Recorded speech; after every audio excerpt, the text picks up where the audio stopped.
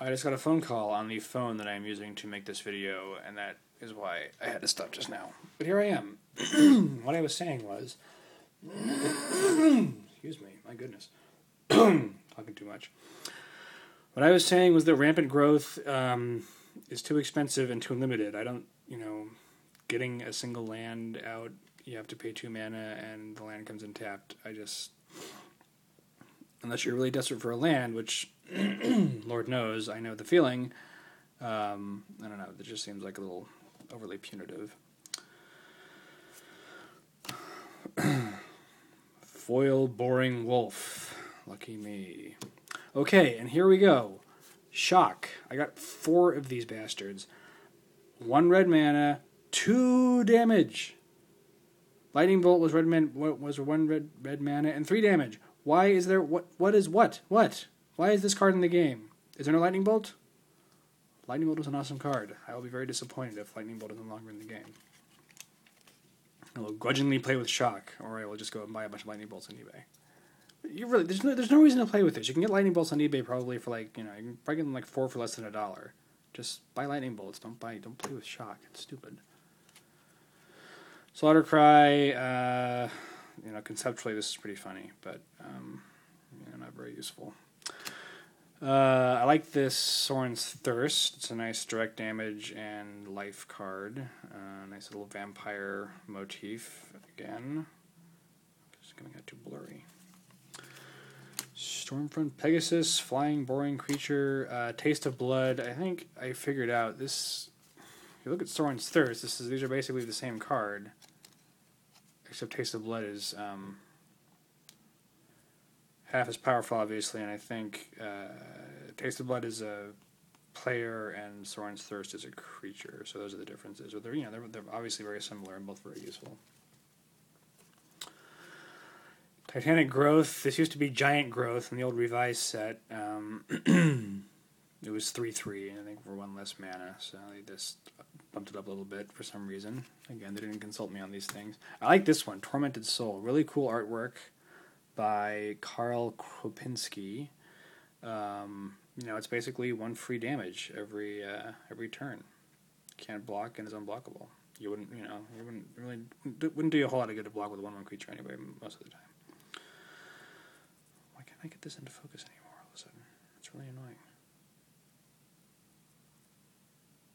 Anyway, we're almost done. Ring Flesh, I think Weakness was the old version on this card. Just, reducing power and toughness for a turn. Or actually, I think, I think Weakness was an enchantment, so this is not as good as Weakness. And a couple of zombies that are just zombies. So, those are the cards that I got today. Some good ones, some bad ones, which is the name of the game. I was actually sort of hoping that I would get one of those nifty Nito Planeswalker cards in my first foray into the world of Magic after so long, but that didn't happen. I guess I shouldn't count on such things. As I said, I ended up buying this intro pack. What I wanted was something that was going to approximate the old starter decks from the revised era, which is, you get like 60 cards of all different colors, with really no cohesiveness at all. These intro packs, I can understand that they're a little more useful for playing right out of the box, but it's not as fun to me. They have a set card list, you know exactly what you're getting. Whatever. I'm sure the business of it and the economics of it makes sense, but it just doesn't seem as fun and creative to me. But anyway, for the money, I think this was a good thing to buy, particularly because I like black and red. And I did buy a bunch of booster packs, because that's, the fun thing for me is buying the booster packs and just, that opening them up and seeing what you get. Seeing what your rare is. That was always the thrill. It's almost like gambling. So, as I said, I ended up buying this instead of the Fat Pack, because the Fat Pack is basically 9 boosters for more than the price of 9 boosters, because you get some extra bullshit, bullcrap accessories that I don't need.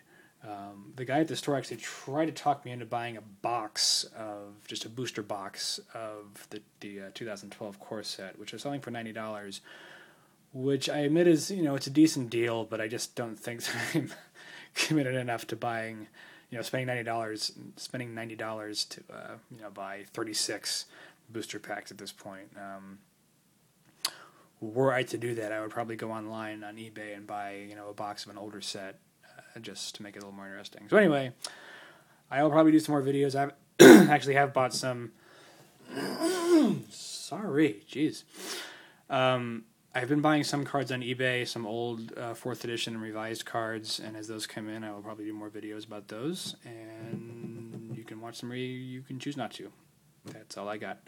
Happy playing.